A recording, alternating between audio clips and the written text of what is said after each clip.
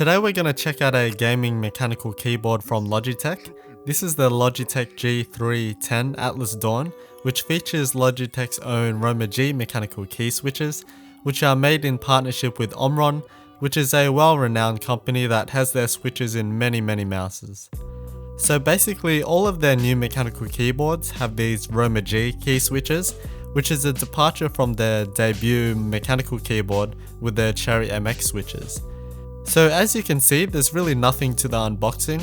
There's a few features stated on the back that we'll get to, and you can also see that it's a really thin and small box since there's really nothing else inside of it besides a keyboard. Also included is a little user guide that I didn't have at the time. Alright, so here's the keyboard itself, and my first impression was how light this was for a mechanical keyboard. The keyboard weighs in at a light 865 grams with the cable, but is stated to be 760 grams without the cable on the Logitech website. My old DuckyShine 3, which has been modded, comes in at 952 grams, which is nearly 200 grams more heavier. And the Poker 2 keyboard, which is a 60% keyboard with a plastic shell, comes in at 584 grams. So it's pretty light for a 10 kilos keyboard considering that it has quite a wide shell. But this is because it uses a complete plastic construction. So there's no metal backplate, which is seen on 99% of mechanical keyboards. Straight away you can tell that it brings a lot of the design elements of the G310 keyboard, which is their full layout keyboard. And it does have quite a gamery look, which will be a turn off to many straight away, with some sharp lines and angles all around the keyboard.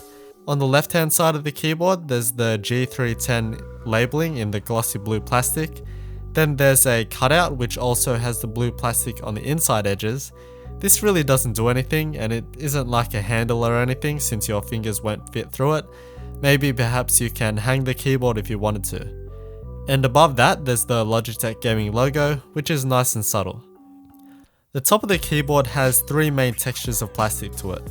Around the keys is a smooth satin finish, and on most of the outer edge is a more textured surface, with a few touches of this triangular pattern. This is all the same plastic and is all joined together, and they've done really well to make it merge smoothly together. And around some of the edges and all over the back of the keyboard is a glossy plastic, which is probably everyone's most hated material because it looks bad and it feels bad, since it will take in all the fingerprints and dust you have around. So there really is quite a range of finishes on the top shell itself, which usually amounts to something that looks overdone and complicated.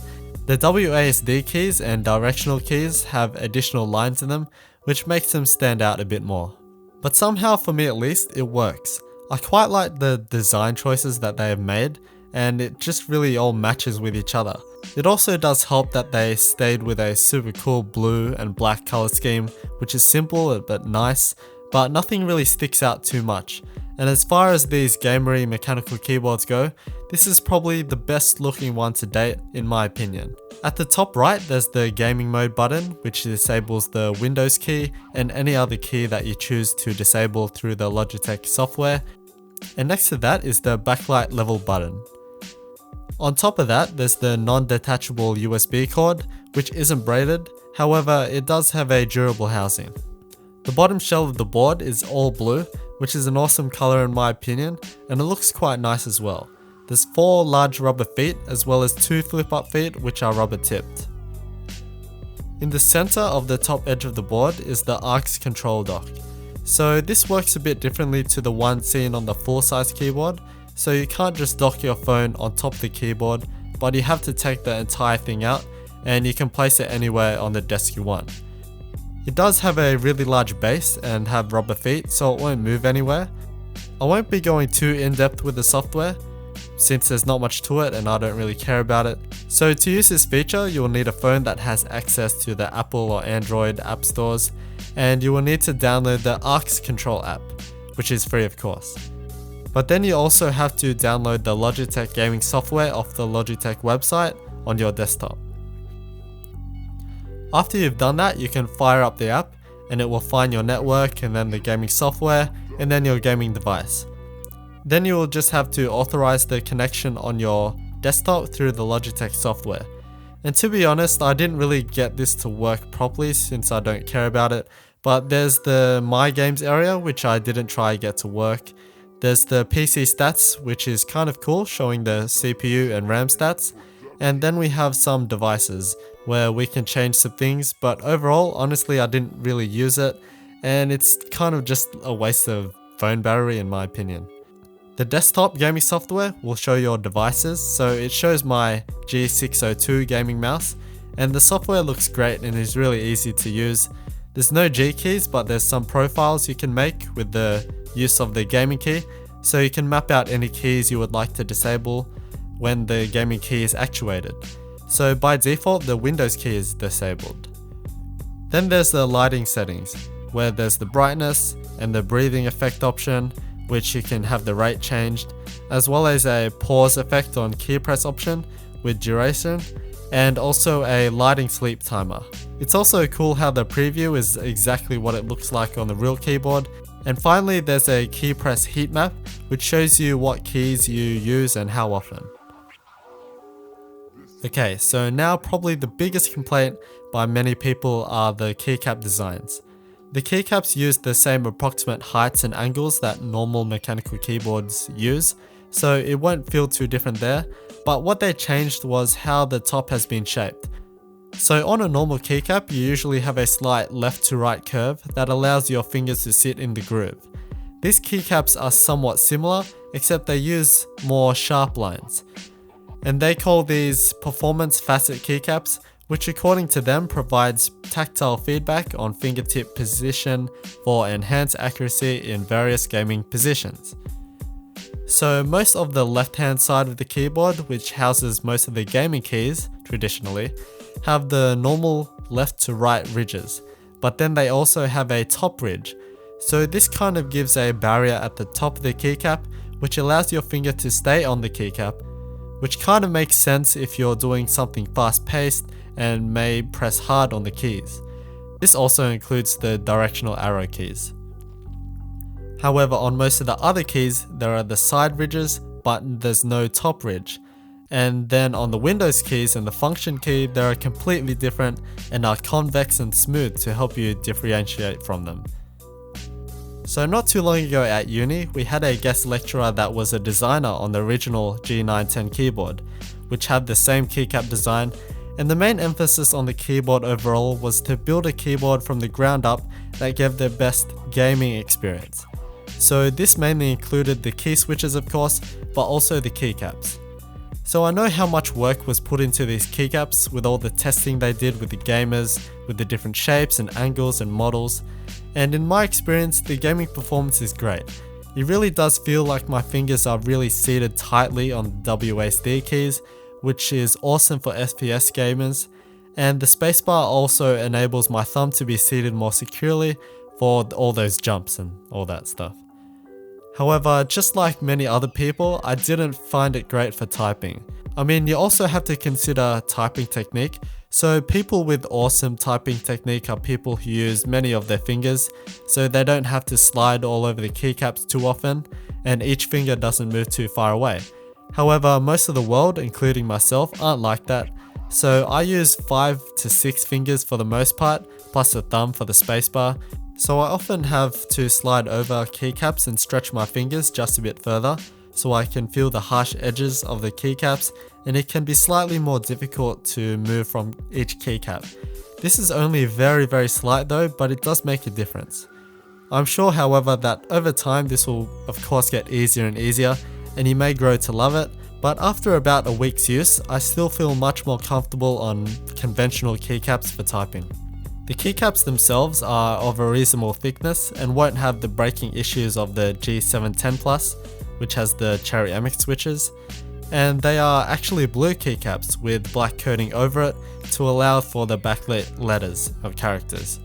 This is quite unusual as most keycaps of this fashion use a white translucent plastic for their keycaps so that the blue light will shine through it. But this does it the opposite way, where the plastic is blue, which actually doesn't look that translucent, which is the reason they use these blazing bright sun level white LEDs to shine through them. With the keycaps off, we can see the Roma G key switches themselves with the LED dead center, and this is one of the other advantages of making a key switch yourself with the LEDs in mind. They were able to place it in the middle of the key switch as opposed to the top of the key switch as seen on the Cherry MX key switches and all its clones. So this allows for a smooth even backlighting instead of the gradient seen on the other ones. The Roma G key switches are built for gaming, so they have quite a light actuation force of 45 grams, which is the same as Cherry MX Reds, which is also regarded as gaming key switches. However, they are slightly tactile instead of linear, so they have a little bump upon actuation.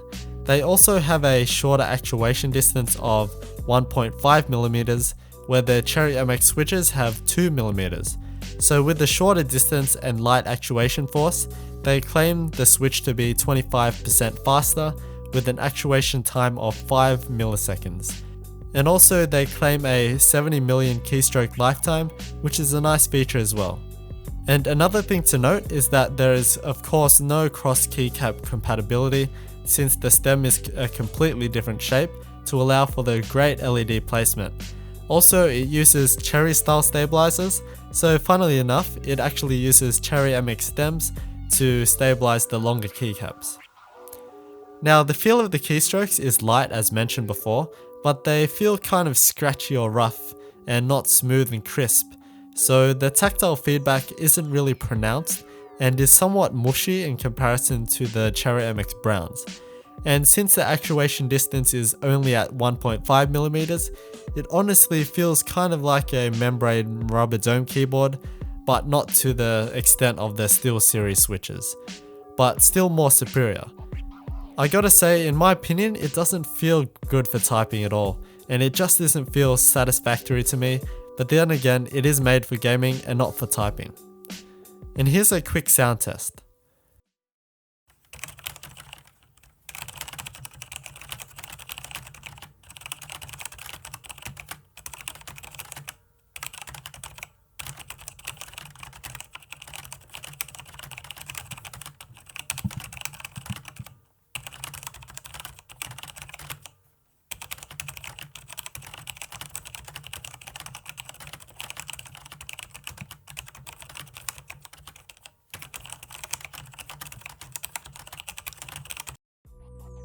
So it's actually quite quiet, especially since it's hitting a plastic backplate, and I would say that it's quite appropriate for a working environment in terms of sound.